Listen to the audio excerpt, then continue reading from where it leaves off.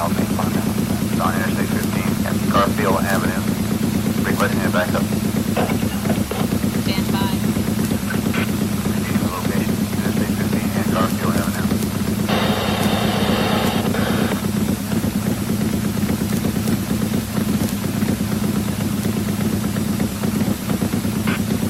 Requesting 1-1 on the following bikes. All California plates. 1 Adam Davis 746. 1 Boy Charles 007. 3 Ford Mike 767. And 2 Ocean Edward 0323. 1-1.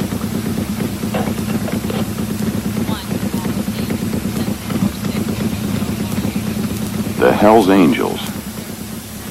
Maybe the name started with a movie, or a little later, with a World War II bomber squadron operating out of England.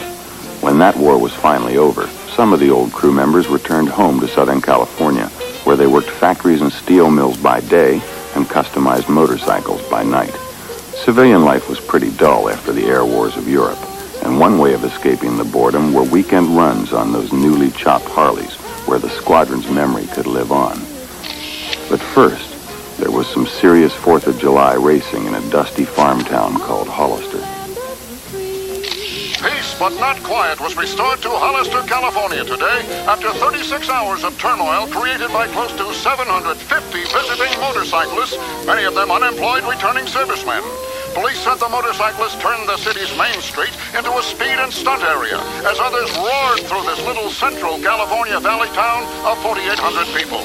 32 special officers were called to help the 7-man city force quell the disturbance. At least 50 persons have been injured and 38 arrests have been made. Authorities estimated the invaders numbered close to 4,000, all part of a 3-day so-called Gypsy Tour, flat race and hill climb motorcycle event. Trouble started late Friday when cyclists all but took over the town. A hopeful city councilman told this reporter that the caravan is expected to depart Those today. few days in Hollister caught the whole country's attention. 6 years later, in 1953, Stanley Kramer made a movie about that now infamous weekend and brought the first motorcycle outlaw to Hollywood. Now hit the road. I mean right now, get going. We want to watch the thrilling races, Daddy. One more cute remark and you won't be riding any sickles. Where are you going when you leave here? Now listen, you don't go any one special place. That's cornball style. You just go. Hello!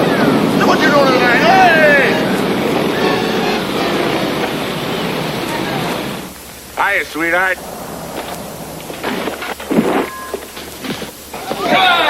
Come on, get up, you big hero!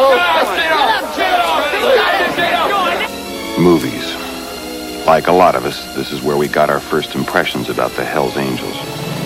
But it wasn't until January of 1981, on a cool San Francisco night, we happened to meet a Hells Angel who'd been in the club since the early 60s. Later that evening, he told us that the Angels had been working for years on a real motorcycle movie.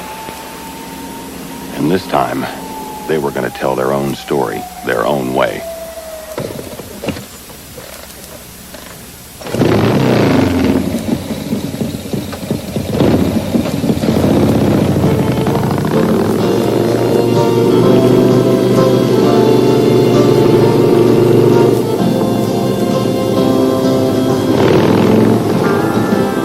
They say the only difference between a man and a boy is his taste for good whiskey and the price of his toys. I've known all along now that I'd never fit in backyard get-togethers with their tonic and gin. But I'm an angel of the highway. Won't do nothing if I can't do it my way. I'm an angel living for today. I'll be living fast till the day that I die. Loving life and all the ladies, yeah, I'll try. Well, I'm loved by my brothers, I'm hated by some others, criticized for everything I do. gonna do.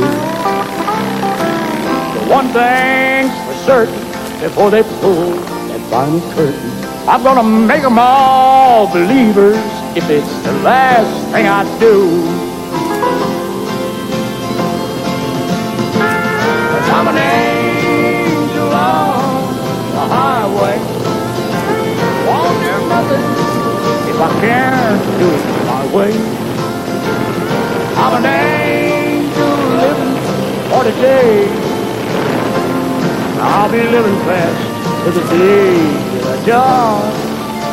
The only thing that even comes close is possibly Greek or Roman warrior societies, which were based on honor and bravery. I like living in an honest society, a society where I can turn around and trust whoever I'm with.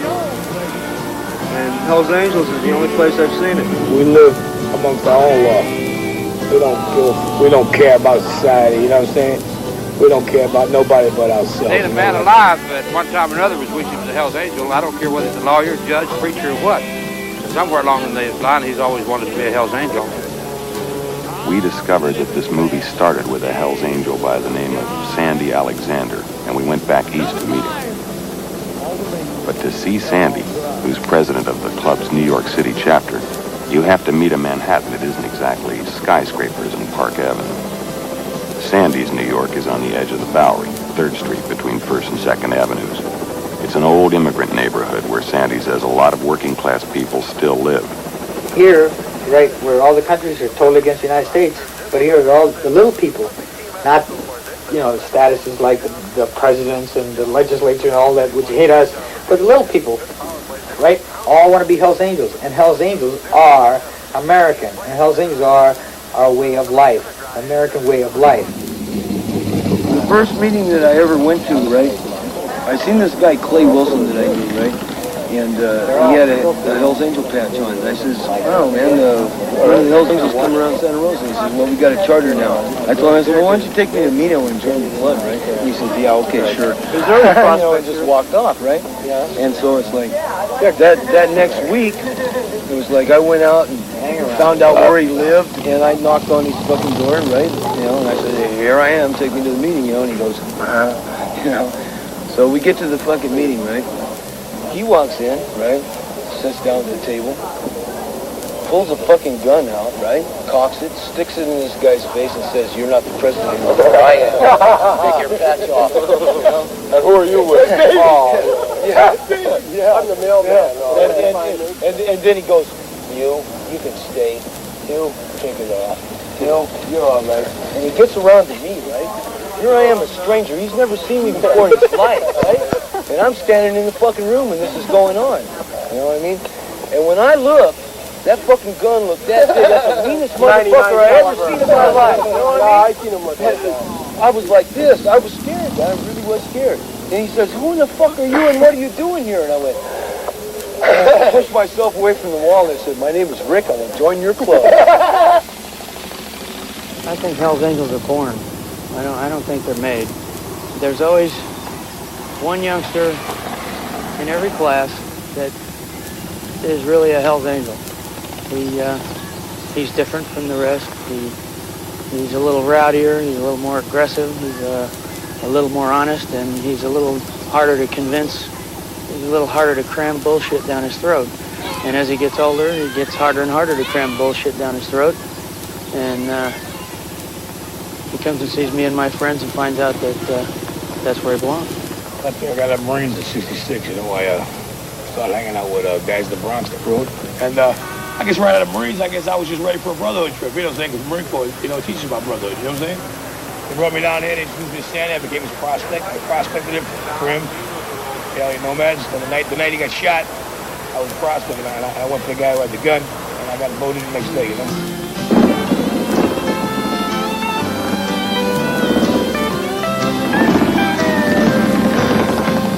Oh, I don't have much good to say about foreign sports cars.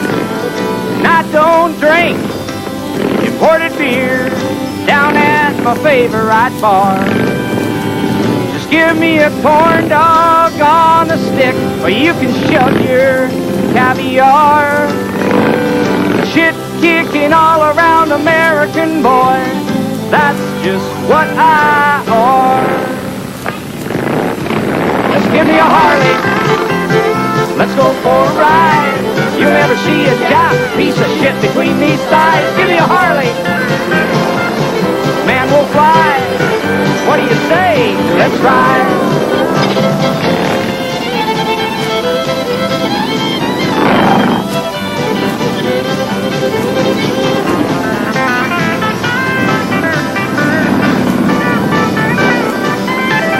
Just give me a Harley, let's go for a ride. You'll never see a jap piece of shit between these thighs. Give me a Harley, man will fly. What do you say? Let's ride.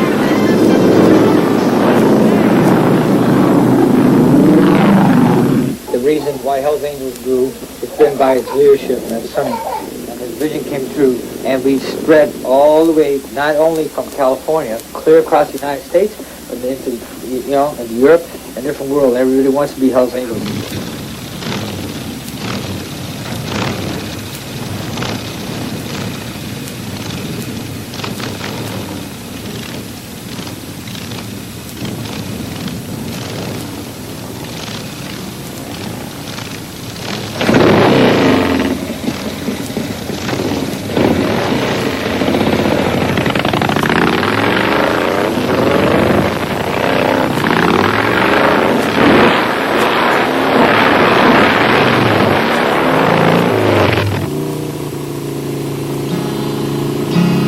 I may never get back to Oakland again. So in case I don't, I had to write this song for my friend. This song I sing is not about strings, favors or money. It's about a man that I call friend, and the whole world calls him Sonny. So ride on, Sonny, cranker, sail on the wind. They can't beat a legend.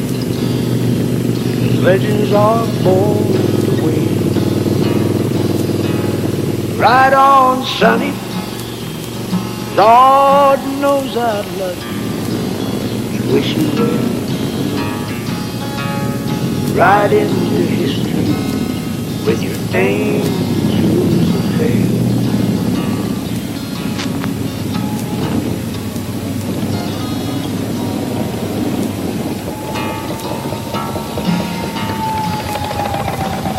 Well, the angels are my friends.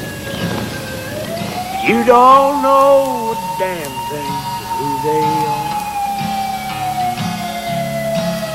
That club would ride straight into hell, long as Sonny was there, stoking the fire. By the early 1970s, almost everyone wearing a badge had declared open season on the Hells Angels. The brothers were used to being harassed, but something else was up. It was the start of an organized campaign that 7 years later would give the club the biggest fight of its life. October 31st, 1972. California Attorney General Evel J. Younger today issued what he called a far-reaching report on organized crime in California. While noting criminal activity ranging from Chinese street gangs to bookmaking, Younger called for vigilance against the Hells Angels, who he claimed are rapidly becoming large-scale organized crime operators. Younger also suggested that lawmen intensify their efforts to put club leader Sonny Barger behind bars. And they got Sonny Barger, all right, on small-time drug charges that earned him a long stretch in Folsom. They've been holding that man illegally. The judge picked out the jury. The only case in the whole United States world where the judge picked out the goddamn jury. I was there, and the judge got the most prejudiced damn thing I've ever seen in my life. Equal age. To me, he's kind of a political prisoner. It just. But I mean, for what he was busted for, you could walk today without even a problem. He's going to do his time. He's going to do his time on not only what they got him charged with, he's going to do time on what everybody thinks he did. You know what I mean? we don't really have rights. You know, this is America, and like we believe strongly in what this country stands for, and for our beliefs in this country, we seem to get shot down.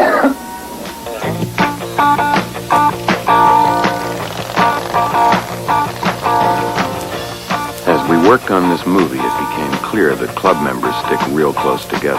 When Richard Nixon's America threw Oakland chapter president Sonny Barger into prison, Sandy started raising money for an appeals fund. He and his fellow New York City members would host a floating concert called the Pirates Ball. The brothers had met some special people in their travels who now showed up to do their part. Jerry Garcia, Elephant's Memory, and rocker Bo Diddley. Sonny Barger wouldn't be released until 4 years later, on November 3rd, 1977. And then the runner up the mast at the Pirates Ball.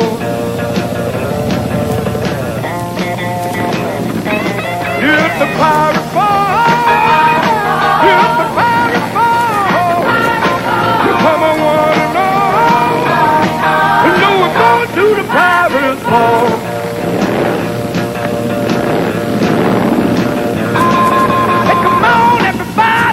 Get to your cherry red. And the boat starts rocking like a great big waterbed. Yeah, the angels are taking this party to see. And the only way it's gonna be free. And the Jolly Roger's flying over one and all. And now we're running up the mast at the Pirates Ball.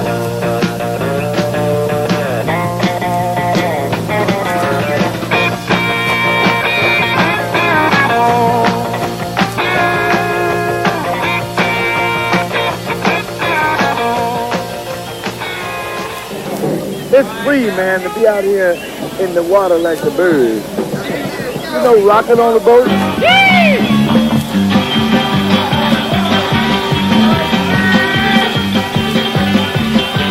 Oh, Plain Billy walking too, so many have a new spot. Oh, Lord, I'm sick of the bar. That shooter Bill won't do no harm if you have this one shot in the heart. Oh, Lord, I'm sick of the bar. Take a whip on me. Everybody take a whip on me. Hey, hey, honey, take a whip on me. Take a whip on me. Everybody take a whip on me. Hey, hey, honey, take a whip on me. Tell it to me, boy, tell it to me. Drink your torn like a little game bee. Oh, Lord, honey, take a whip on me. Now, cocaine, the horse is nothing, man, that I can see, but it don't stay wet. Oh, Lord, honey, take a whip on me. Take a whip on me. Everybody take a whip on me. Hey, hey, honey, take a whip on me. Take a whip on me. Everybody take a whip on me. Hey, hey, honey, take a whip on me.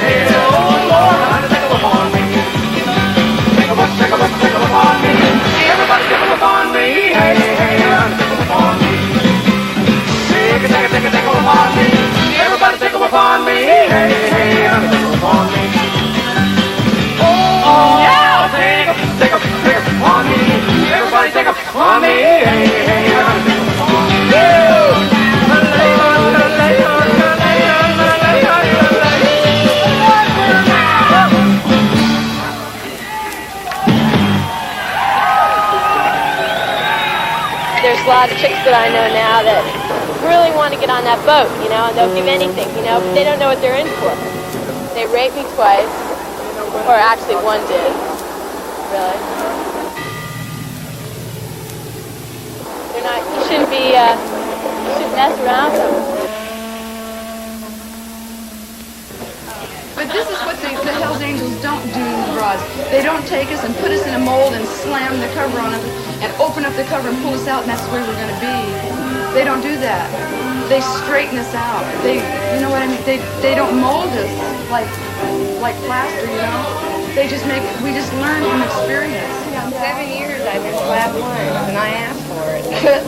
You know, and I know what it takes to get slapped for it, you know.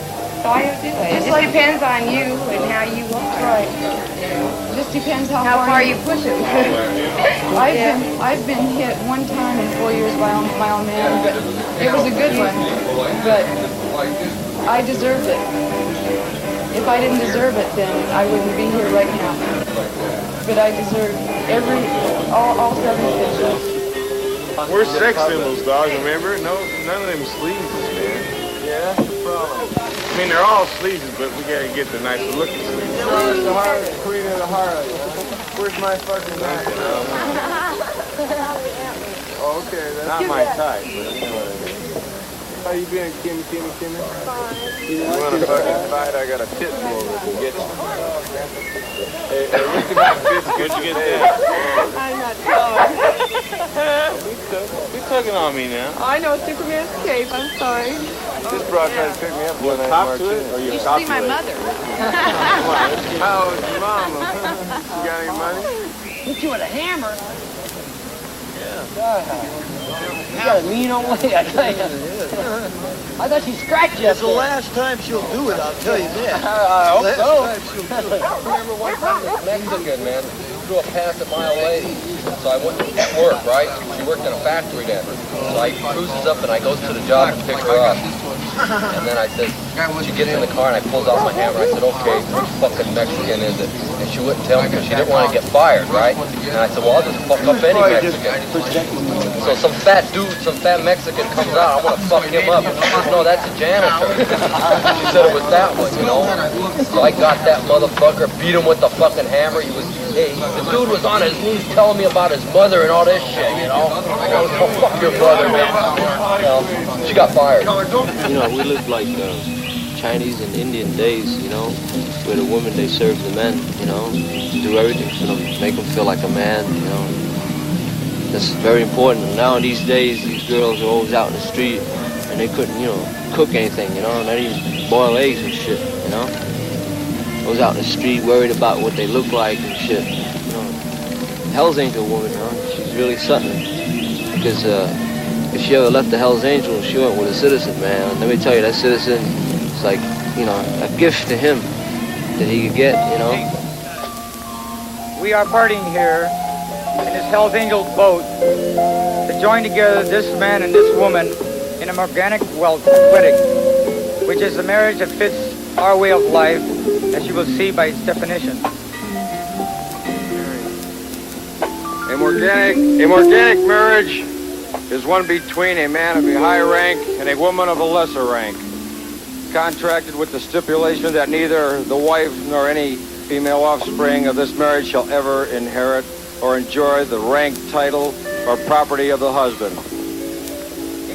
Into this life together, these persons come to be joined. Said to each man, Snail, will you take this woman, wedded wife, with love and respect? Well,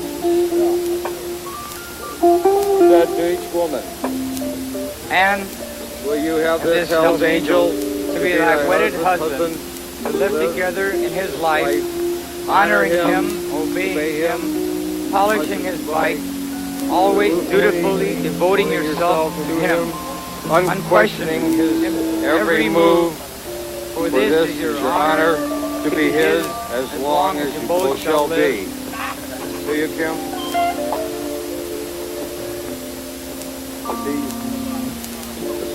With these rings, I now organically marry you in the name of the Hell's Angels, United States of America. Let's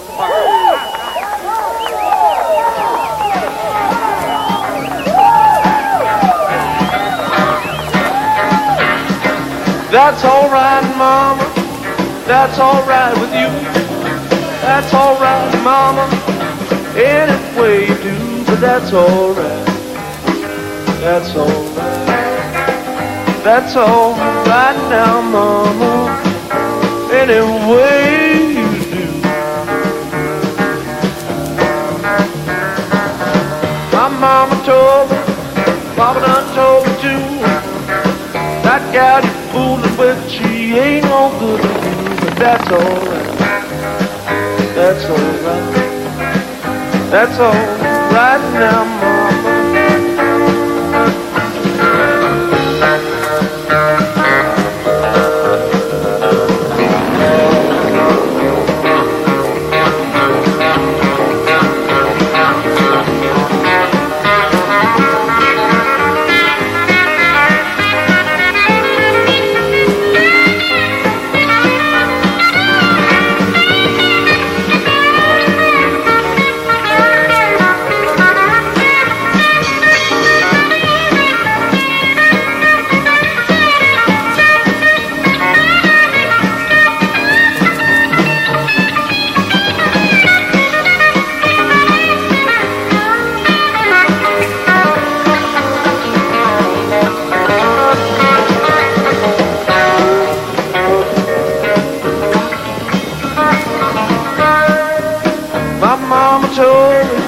Papa done told me to. That gal you're fooling with, she ain't no good to you. But that's all right. That's all right. That's all right now, mama. Anyway.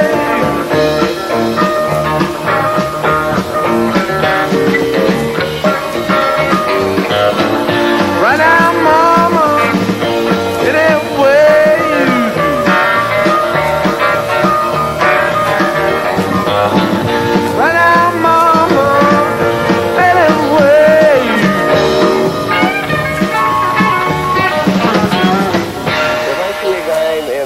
That weighs 400 pounds and he's got on leather, you know, and big sharp metal things, man, and swastikas and all that stuff. I know for sure that I don't want to fuck with that guy, man.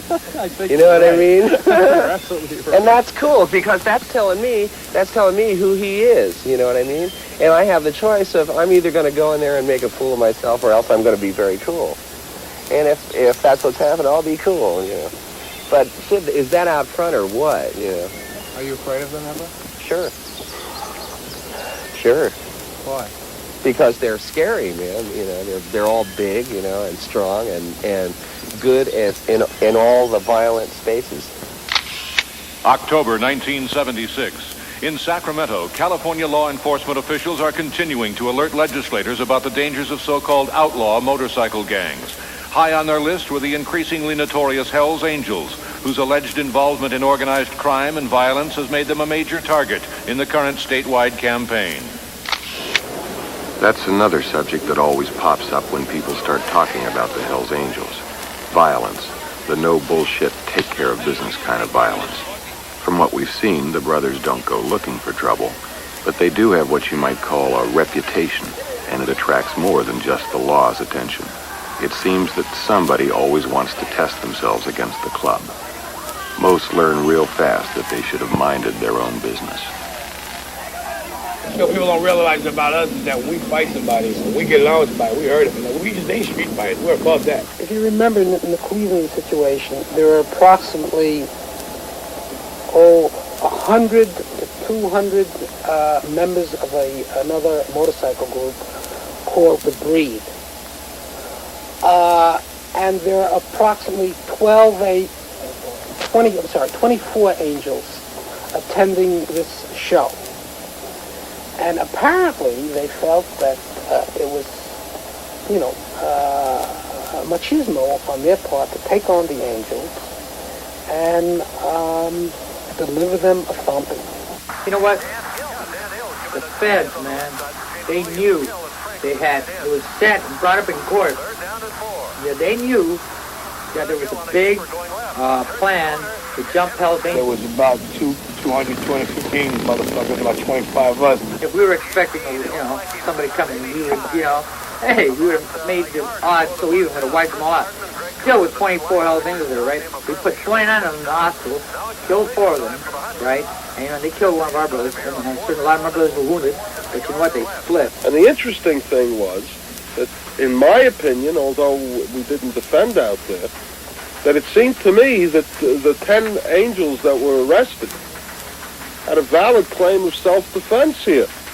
Well, I was right there in the first fucking rank, you know, I mean, the first echelon, and I heard this little paranoid motherfucker say, let's go. When he said, let's go, he said, let's go, let's get the fuck out of here. Because we came in telling him, you know what, man, eat us, you know what I mean, motherfucker, you know, we're gonna fuck you up, you know, fuck you faggots. At that time, something came down heavy on one of them's head, and then we just started stabbing and slapping him, you know what I mean? Out of the 87 that were arrested, right, 10 were Hells Angels, the rest were Breed, right? When the police came and that, you know, at the time when, like, the police said, all right, sign the papers, right? For what reason, you know, fighting this and that. Not one Hells Angel, not one pressed charge against the Breed, right? And, like, the Breed pressed charges against us. Come here, you know? As the fight was breaking up, it was a priest. It was really like one of the rites, you know what I'm saying? The priest with all the black shit all over him. He was, you know, down by the guy, doing the guy the last rites, you know what I mean? That was as the mace was clearing and the cops were chasing everybody out. And at first they didn't know what was going on. All they knew was there was a big rumble. There's dead people laying all over. What happened was cops with guns ahead and arrested us. For suspicion of they didn't know what. Of course, we was in the paddy wagon. We knew what we were busted for, you know? You know what? And they killed our brother Gruber, and not one Breed was charged with this. The officers got together after Cleveland, because my old man was in jail, and they decided to send a girl down. They picked me. They told me to hitch into the city, pick up an angel, and find out what I could. We know we're better than that club, you know what I'm saying? We know we wear our colors all the time. And we're game to meet these people at any time, you know what I mean? For any kind of sit-down wrestling match, boxing match, you know what I'm saying? Bayonet training, whatever it is. Well, he wanted me to get Mario to come out to tell Mario I was going to move in with him and have him come out and pick me up, give him a phony address, and ambush him with a machine gun. Was their general idea, just to get one of them. You know, they just wanted the information and to lure an angel out into a trap was another big thing. I decided I didn't want any part of that. Yeah, fell in love. What can you do? You know, and if other people die, I laugh about it. You know what I mean? Death amuses me. But the way I look at it, I'm bad. There ain't nobody gonna get me. I have no fool around saying they got me. You know? September 1978. California Attorney General Evell Younger is pushing an aggressive campaign for governor based on what he points to as his long-term effort to tackle organized crime, which he says includes such primary militants as the Hells Angels and other outlaw motorcycle gangs.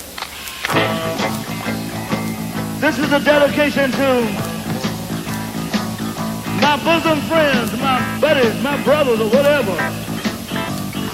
The Hells Angels. Do your thing. Baby, do your thing. Do your thing. Baby, do your thing. And if it feels good, do it. Do your thing. Do your thing. When you feel like it, do your thing. When you feel like it, well, if it feels good, baby, do it. If you feel like you wanna make love, do it. If you feel like you wanna stop the stars down above, do it. That's it. Just do your thing. If it feels good, do it. Do your thing. Do your thing. Do your thing. Do your thing. Well, if it makes you feel good, yeah, do your thing. If you feel like you want to holler to the top of your voice, do it. You feel like you want to separate the men from the boys, do it. Well, I makes you feel good, baby, do your thing.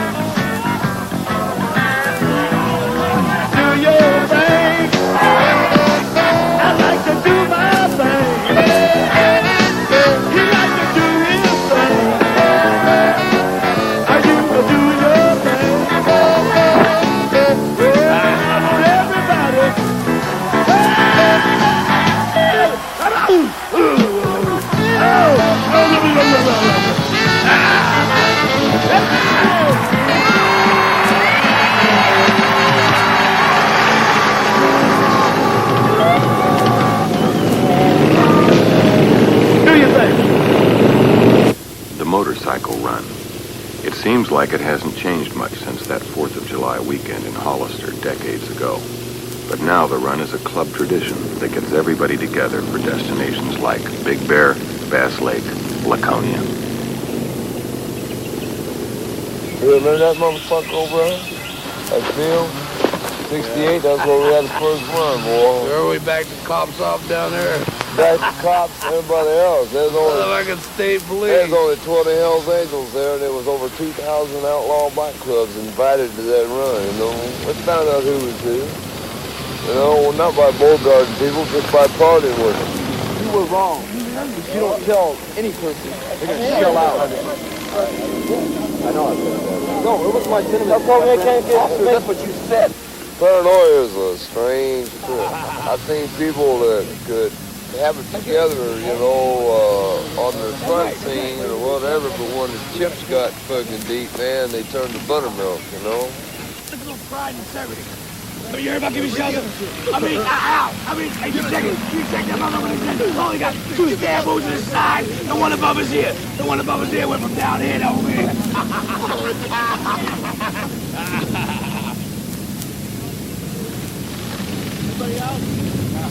You want to spend a little time, you know, have a beer or two. Hey, you know what? We don't want nobody fucking even considered to be a Hells Angel that's going to turn funky or doing it. That's why we have a lot of hats with other fucking clubs and shit. That's why we pull patches. Like, a lot of people don't understand that. But why do they go tear somebody's jacket up? Because, like, somebody come by with a patch that looks similar, red on white, whatever, blah, blah, blah, right? They're right through a town. They say, wow, there's Hells Angels right through a town. They might be fucking kicking old ladies and throwing bottles through windows, you know, something we don't do. That ain't showing class. To me, showing class is somebody fucking stand in front of a fucking gun and say, go ahead, pull the trigger, but you ain't getting this. That's showing class. It's like those people like the Warlocks, you know what? They half don't even know where each other live, you know? Like, no communication whatsoever. This is for real, you know what I mean? Love for man, individually and people on the whole, you know? All the things that you were talking about, is it all a code, man, that's all together, or is it just like... Oh, that's right. A strong code, strongest code in the fucking world, man. The hard times, man, you know, you don't never remember the hard times, man, because the good times is so important, man. What's a good time? A good time is when you can look around and see your brothers having a good time. You know they call me Nasty Bo Diddler. I'm the nastiest man in the land. They say I'm nasty, nasty. I'm a nasty son of a gun. Whoa, they call me Nasty Bo Diddler. They call me Nasty, nasty man. They call me Nasty Bo Diddler. They call me Nasty, nasty man. Now do you make the women get out of their clothes, out in the middle of that road? I said some of us got it, some of us ain't, some of us give, some of us ain't. Nasty, oh baby, they call me nasty, I'm a nasty man. They call me nasty, oh baby, they call me nasty, I'm a nasty man. They said, why do you make the women leave a man? Why do you make the women always hold your hand? Why do you make the women jump and shout? I got to tell you, baby, I'll tell them what it's all about. This is what it is. Nasty, oh, yeah. Nasty, I'm a nasty man. Nasty, oh, yeah.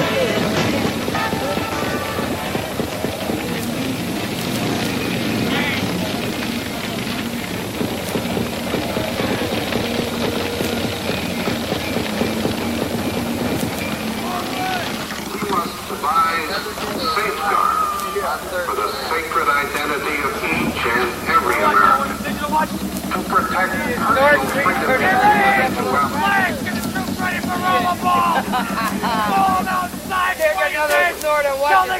Throughout the time we've worked on this movie, people have asked us what the Hells Angels are really like.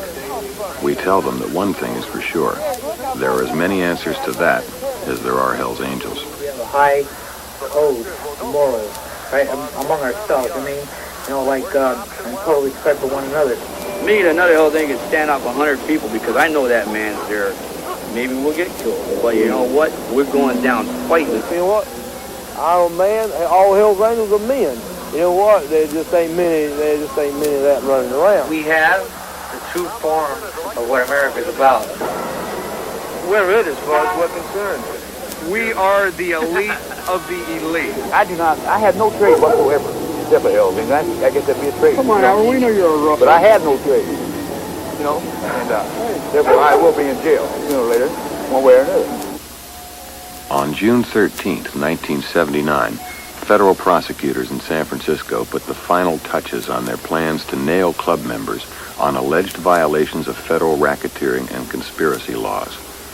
Across the bay, the net was closing as federal, state, and local law enforcement agents, armed with riot guns and secret grand jury indictments, prepared a massive raid.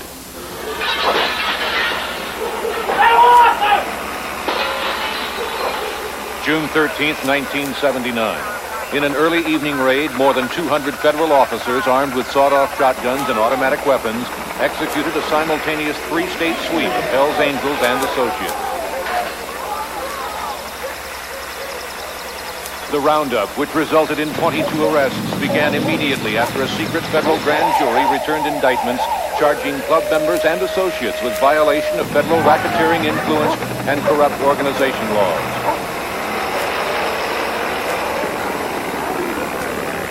Among those arrested was Hell's Angels leader Ralph Sonny Barger, whose bail was immediately set at $1 million. When this film was almost finished, we discovered that an ex-policeman was willing to discuss the RICO arrests and his former assignment to a secret government-financed biker enforcement team, BET.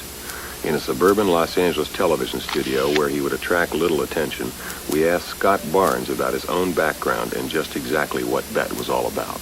My training was originally in military intelligence for the United States Army, and then I was involved in BET, the biker enforcement team. BET was organized by the United States government. It started with the Drug Enforcement Administration and included federal treasury agents, counterintelligence FBI agents, organized crime investigators, certain district attorney office organized crime investigators, Errol Younger's OCCIB, Encinian Bureau, and it consisted of some very elite, sophisticated intelligence officers and covert operatives. We did various setups, drugs and weapons, and acts of violence against them, and firebombings, things of that nature. Various law enforcement agencies have been trying to prosecute and get to the organization for many years, and we felt that the only way to get to them now was to destroy the leadership of them and make them fall and do widespread, chaos. They're up early in the morning with their motorcycle making noise. Like one day they were going away, and they got up at 6 o'clock in the morning, and they left for about a week. And it was so quiet, like you missed them. When they came back, everybody ran over there, to greet them back, because everybody's so used to them, and they're so used to the noise, and they're joking around, they're screaming, that when they left, this block was real silent. Then when they came back, I saw so many people, hey, that came back, everything went to normal again. I don't know, it's unbelievable. You had to see it to believe it. Before helping anybody else, help your own. And worry about your own, because this home is first. Before anything else, home is first. There's a lot of people that that need us. I mean, people we look out for. People on this block right here, for instance, right there. Come on, Sal. Come on, Sal. There you go. Hey.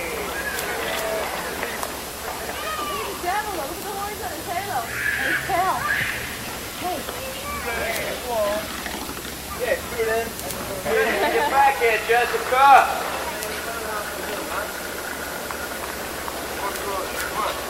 Hey, now!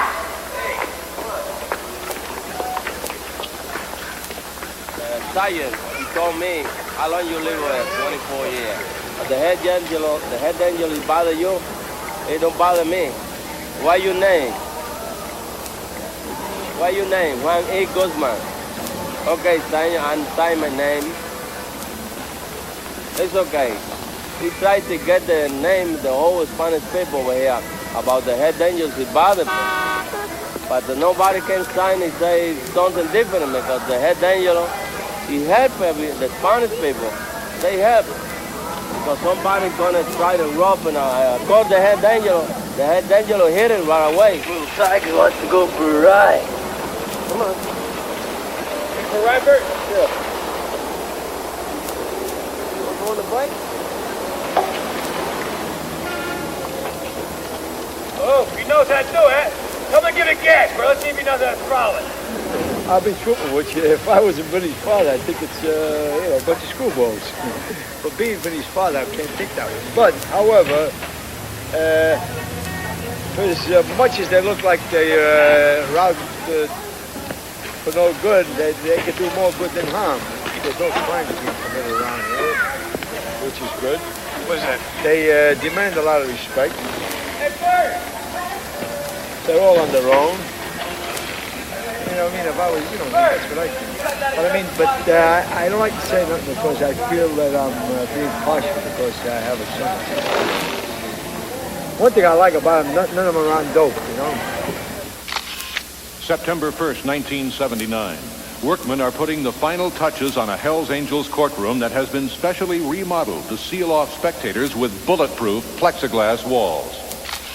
Presiding over the upcoming trial will be Federal District Judge Samuel Conti, who has a reputation as a strict law and order advocate. You know, I treat them as just big babies. You know, that's the way I treat them. And they're just, they're nice guys, but they can be a tough bunch of bastards. Don't get me wrong. Who the hell do they think they are?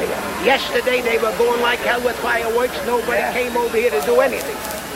Fireworks is going all over New York City. Well, I'm sorry. Not only on East 30th. They just came over the radio. It's illegal now. It's been illegal for how many No. years? Now it's a real arrest. This is a new one today by the mayor order. Well, I guarantee it. You ain't gonna run nothing over here, buddy, because you'll go to jail for it. All right, everything's over with, right? No, it's not over yet. Every goddamn time they do this. Can't hook the music up in here. This cup wants to be a friend of theirs. I'll stop this nonsense. Get the reporters down here. Let's see, Inspector. Hi, Roger. Jack, Good, you look good, sir. How's it going? Good. Some complaints on your festivities. Oh, what's right? It's all Independence Day. This one was complaining about that the barbecue was going to be up front next to the smoke goes through his window. He's allergic to the smoke. So they're going to keep the barbecue in the back, and there'll be no more harm, and then it's all the way in the back.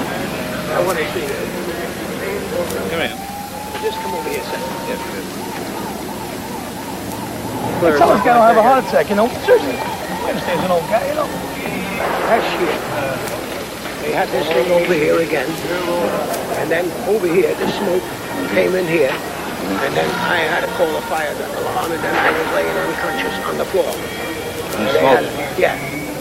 Then they had to break into my door, and I had to get 2 new locks, $50, which nobody gave me back. I am not Flattering. Was this? Flattering. You guys got a ring on, man. They were Irish wedding rings. Like, you know, centuries He's over there talking to them and smoking a cigarette in his uniform. In his uniform? And on the street? This is something new? This I never heard. Skinheads. Yeah, and they started in. There was a busload of people from Ulster that came down.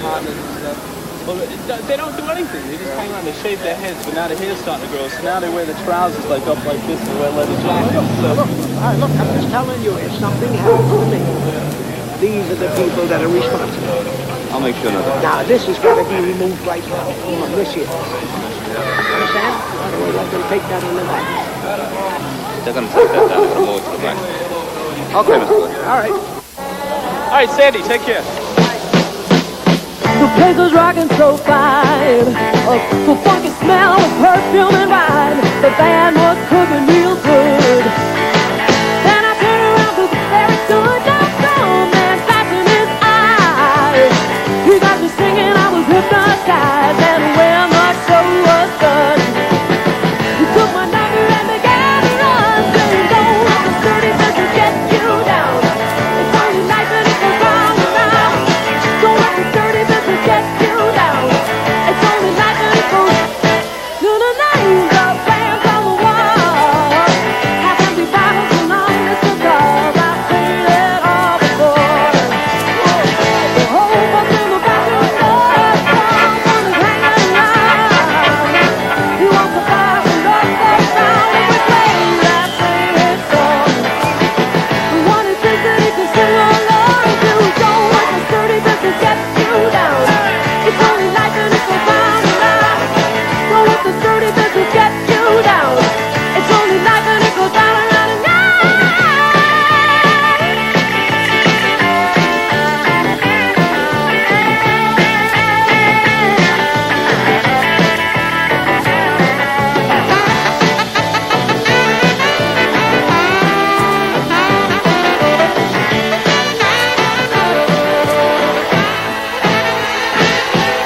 Someone is sweeping up the floor. Get back the fan up to the door. The clubber is talking on the phone. He's booking clubs by the wall. Someone is making a scene. He put his foot through the pinball machine. The bouncer blasted off around. His 38 brings the heat of the town. Don't let the dirty business get you down. It's only life and it goes round and round. Don't let the dirty business get you down. It's only life and it goes round and round, round, round.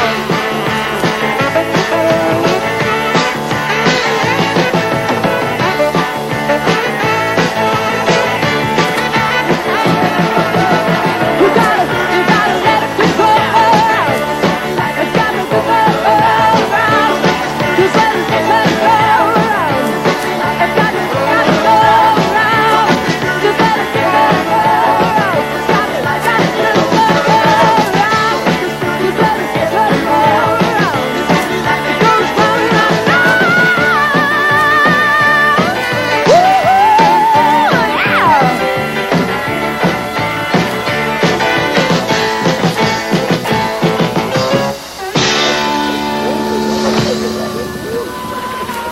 What my head to? I got blisters. I got blisters on my brain. This was fucking Angels.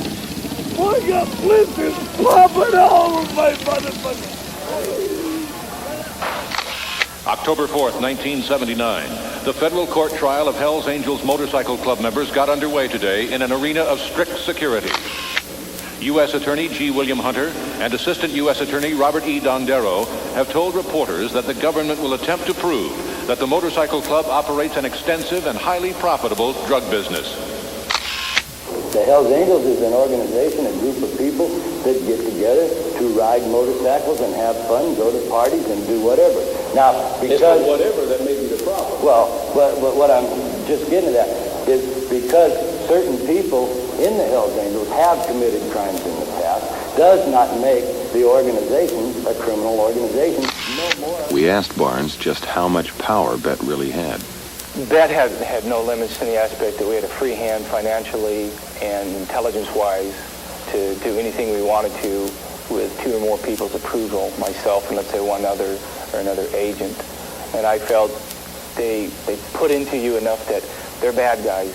We have to get rid of them at any cost. And so therefore everything's okay. And, you know, don't worry about any of the wiretappings or the drug setups or the weapon setups. So I felt that if we had to get them, we had to get them. You can hype somebody and you pump them up so much. I mean, you got to remember, a lot of the guys are using drugs. I mean, you know, you start doing a lot of crank and a lot of toot, you know, you start to lose touch with reality eventually. I mean, here's this guy, he's supposed to be good. He's got a badge, he's got long hair and a beard, and he carries, you know, a .357 Magnum and a sawed-off shotgun. He says, hey, I have the right to take a human life. You know, I mean, the guy gets all psyched up. He sees some angel, you know, cruising down the highway, decides, Get him. He's an angel. We're right. We're a secret little group. These don't know. My watch commander doesn't know. Nobody knows. You know, we're really secret. You know, and we're high up. So therefore, we got to keep our camaraderie, our brotherhood together. You know, and we're the ones. We're in the front lines. They're not, and they don't know about it.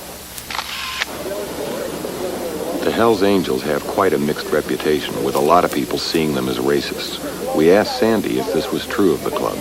Some of us are prejudiced, you know, but myself, like, I grew up with a lot of black people, you know, but I believe deeply that you judge a man by his behavior, not his color. The new niggas of the world are the bike riders. They're getting all the tickets and all the harassment. That's fact. We are the minority race. Only blacks can realize what I'm talking about. You know, when you say a nigger is a nigger. So a nigger, to me, is what people consider the lowest thing on earth. That's what people look at you as. A nigger, we'll look at a nigger. Low down, no good dog. But look at this like that. And for real, even niggers look at us like that. If they would spend as much time and as much energy at being a plain, ordinary black as they spend time being a nigger, people would be more ready to accept them. Get you. Dog's gonna get you.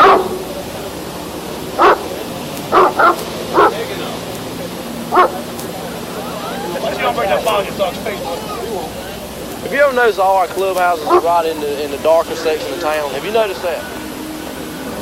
Does that seem strange? I mean, really, you think about it. I don't know of any clubhouse in the world. Seems as though they're unnaturally attracted to us. Niggers start out white, and niggers just seem to flock to us. I can't understand it. We had another clubhouse in town. They condemned it. They said, it was right smack in the middle of them. I mean, right there in it. You know, they condemned it, so we'd have to move out. We had some good times over there. Like Oreo cookies. I'm telling you, with a big, thick white center. November 29th, 1979. Jurors in the ongoing Hells Angels racketeering trial today heard testimony from key prosecution witness Thomas Big Red Bryant. A former Hells Angel, Bryant has been provided immunity from prosecution himself.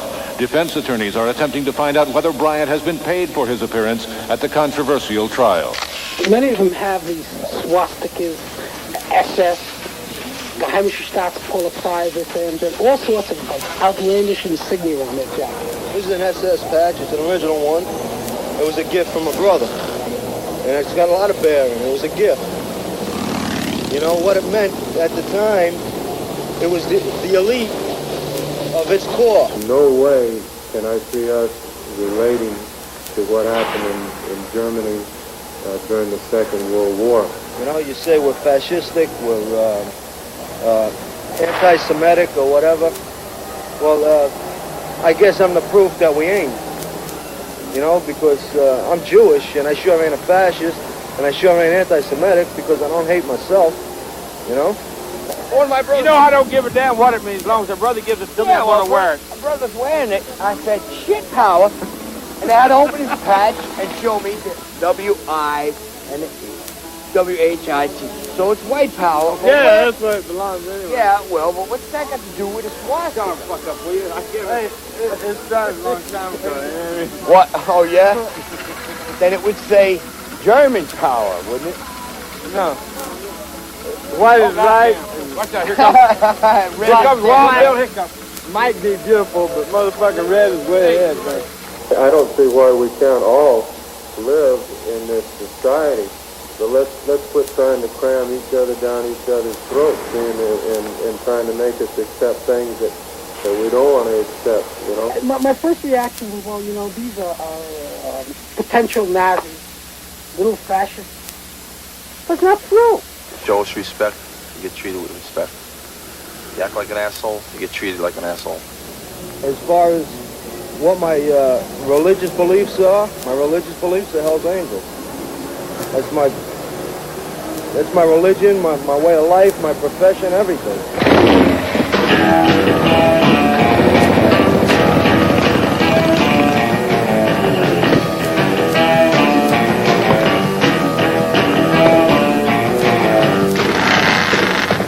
Won't you buy another piece of this? Rolling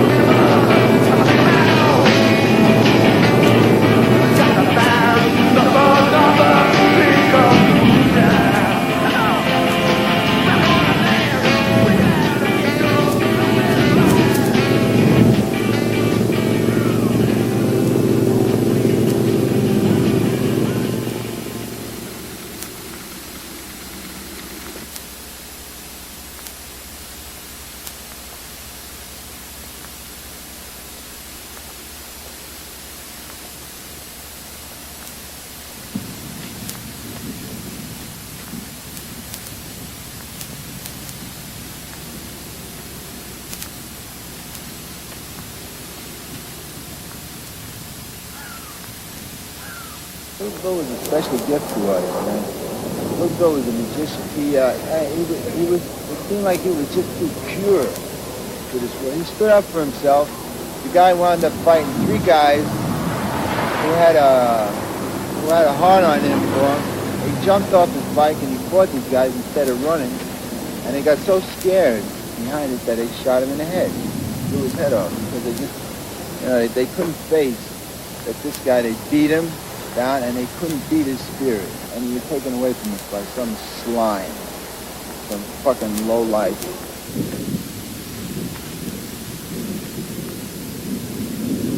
Damn L.A. angel as he was.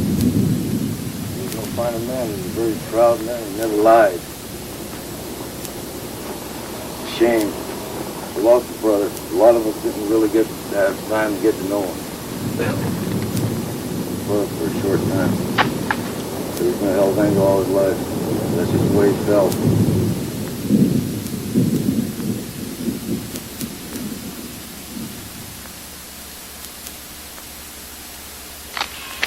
July 2nd, 1980.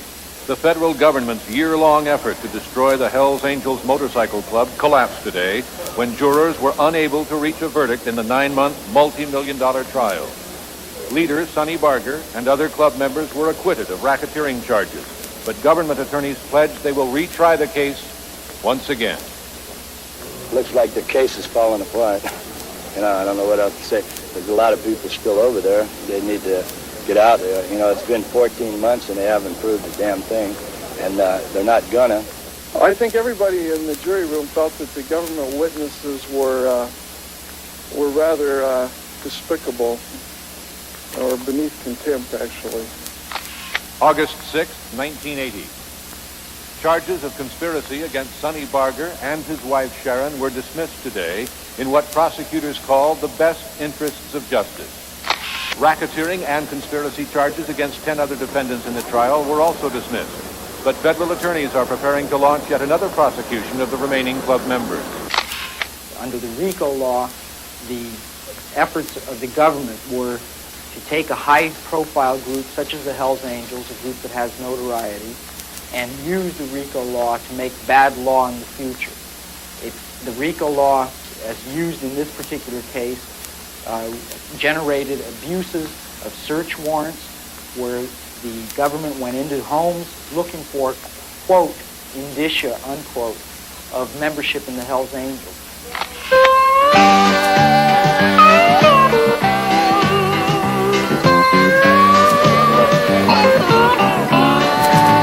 Well, I was sitting home all alone, watching my TV, trying to think of all the places I'd rather be. So I turned off Roy Rogers, I went downstairs and got my car, headed right on down to the local bar, where I had a scotch and soda, a couple of six-packs and some wine, some good old Southern comfort, and I was really feeling fine. I had a dry martini, snort of brandy that was on the house. Sat there watching all the other food get sell. I was getting too bent to boogie. This was the man. The Bowery. Too bent to boogie.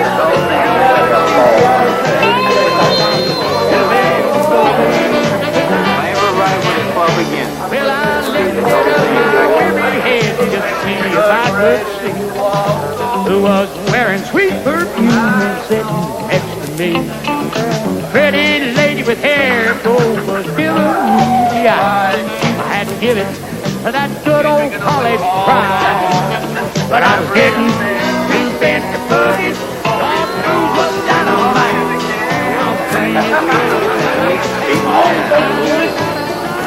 Thank you, take it. I know you can do it. You can do it. Well, no, fuck it.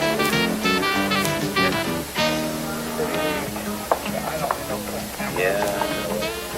Come on, hit.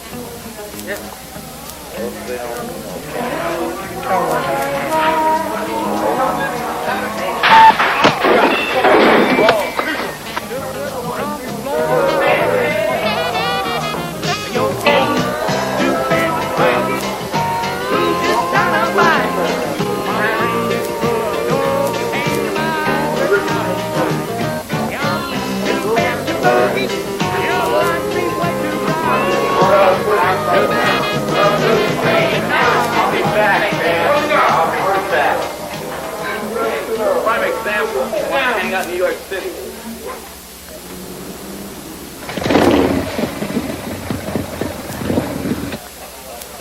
I was invited to the Hells Angels party downtown. Then out of a clear blue sky, a fucking pirate with black hair and a black beard spun me around and boom! Right across the top of my head. And I fortunately survived the whole thing due to one reason. I'm an Irishman. Later in the interview, Barnes revealed why he decided to go public and leave Bet.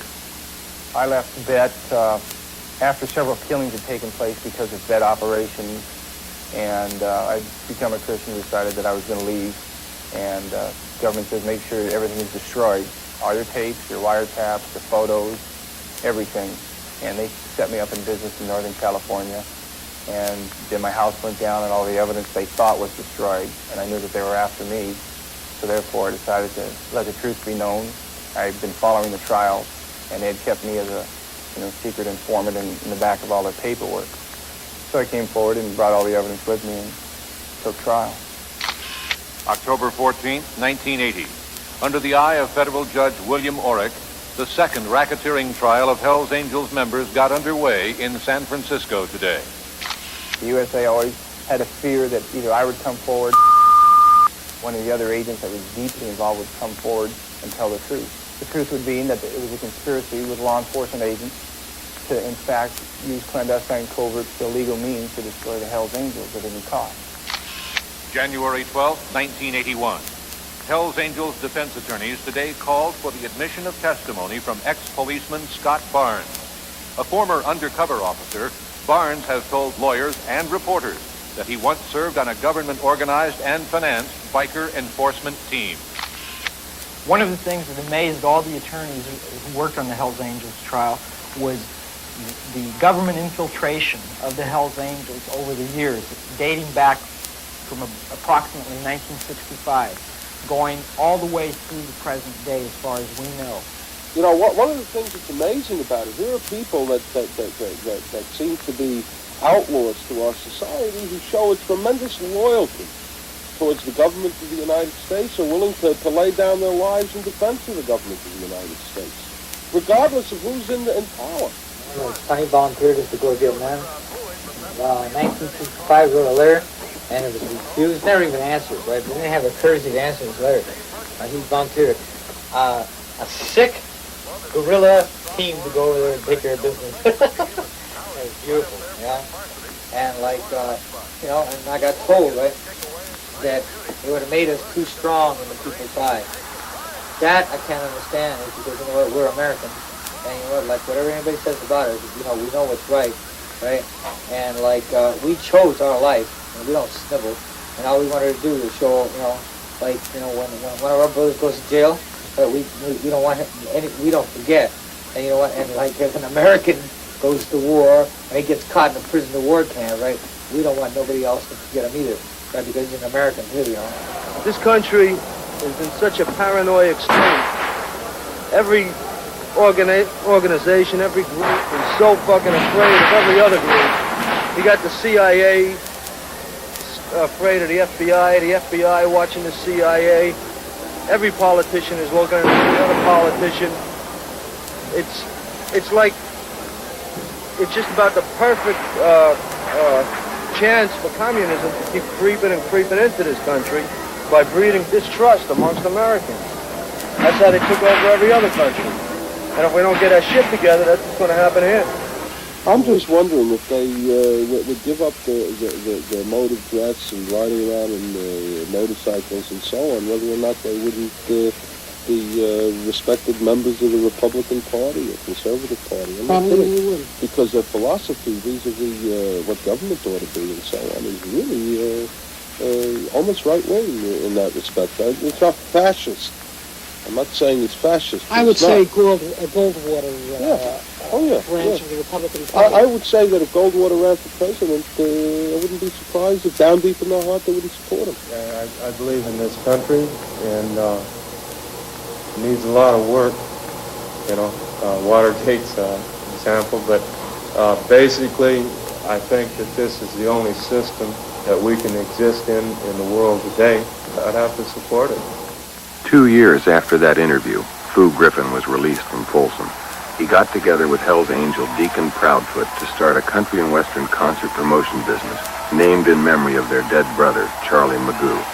Willie Nelson was a Magoo attraction before he earned superstar status, and he's been faithful to Fu and Deacon ever since. Take back the weed, take back the cocaine, baby. Take back the pills, take back the whiskey too. Don't need it now, your love was all I was after. I'll make it now, 'cause I can get off on you. I can get by on little or nothing at all, I know. And I can get high just thinking about you. And so, you can take back the weed, take back the cocaine, baby. Take back the pills and take back the whiskey too. Don't need it now, your love was all I was after. I'll make it now, 'cause I can get off on you. Who'd ever thought this was something that I'd ever do? I'm working it out and I'm mellowing out on you. So you can take back the weed, take back the cocaine, baby. Take back the pills and take back the whiskey too. Don't need it now, your love was all I was after. I'll make it now, 'cause I can get off on you. I'll make it now, 'cause I can get off on you.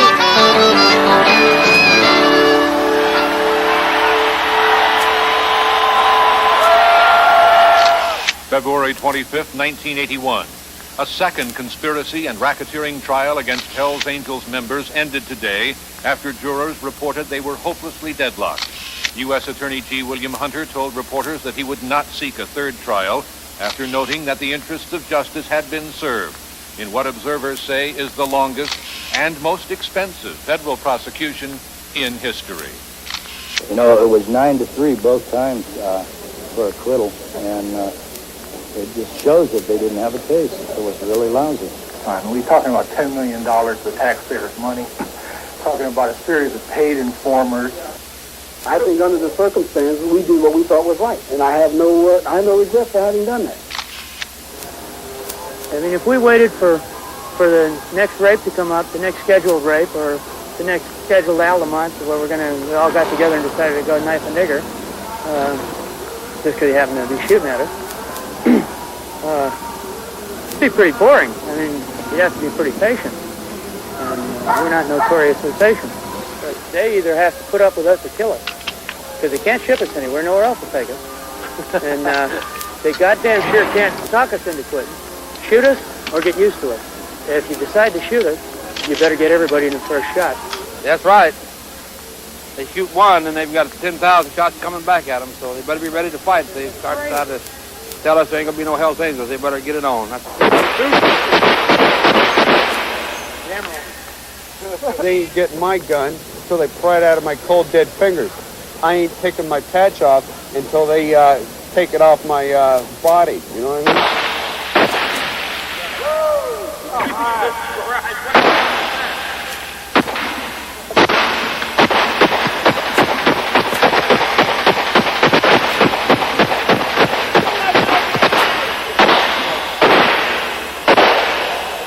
Oh, God damn it. Goddamn thing,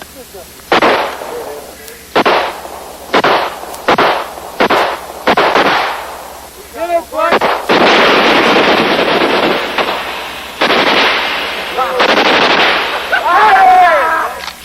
Despite the failure of the RICO prosecutions to crush the Hells Angels, Barnes left us with the impression that some form of clandestine operation against the club would continue. We asked him just exactly what he meant. I don't think it'll be with guns. I think it'll be with car accidents, with accidental drownings, maybe.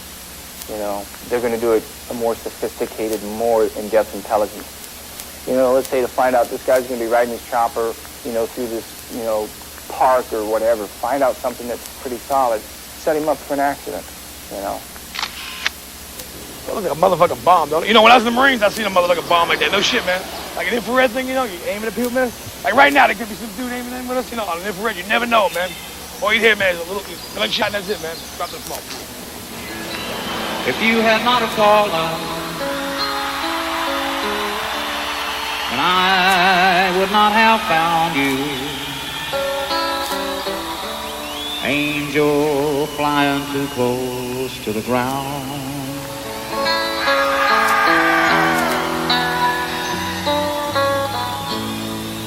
I patched up your broken wing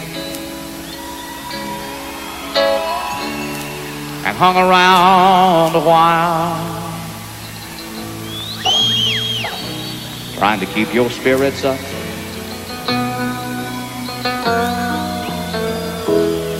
and your fever down.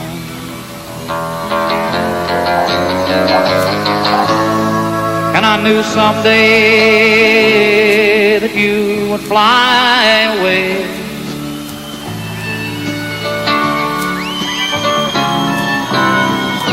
for love's the greatest healer to be found.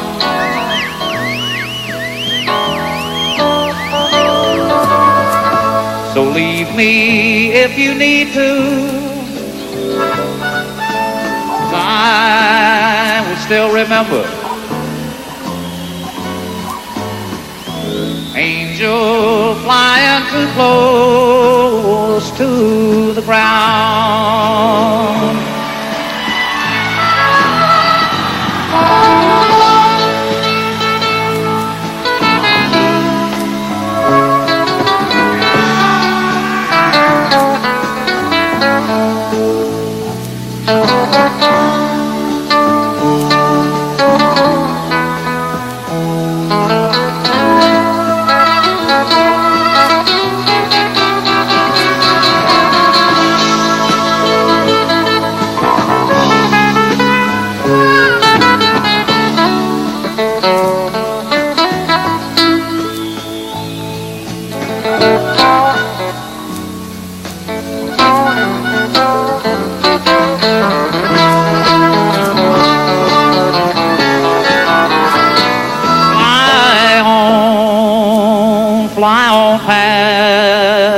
be the sound.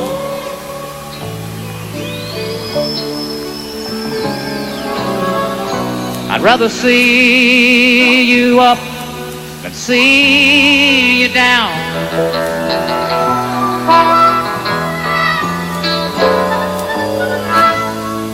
So leave me if you need to, 'cause I will still remember. Angel flying too close to the ground.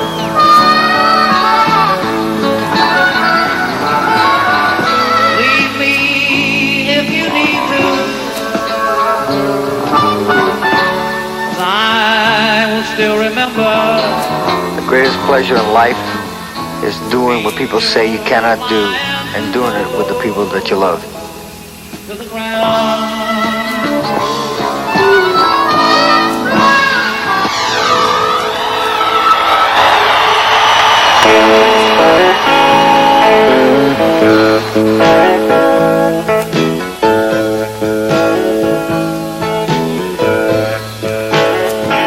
I drive a mail train, mama,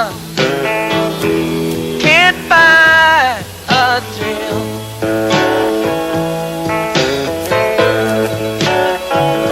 I've been up all night, mama, leaning on a windowsill.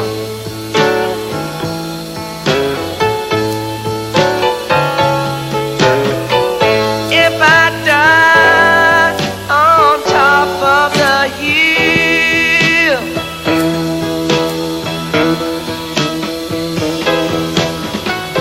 if I don't make it, you know my baby will.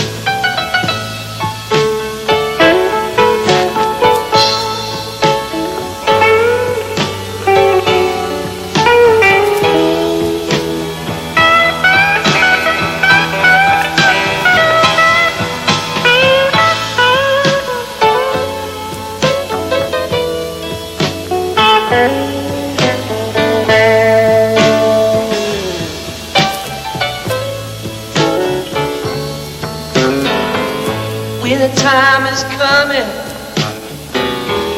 windows are filled with frost.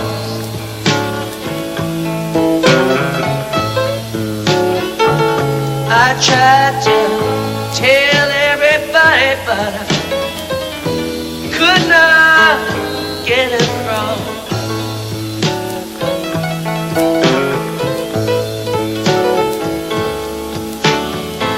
I wanna be your lover, baby. I don't wanna be your boy.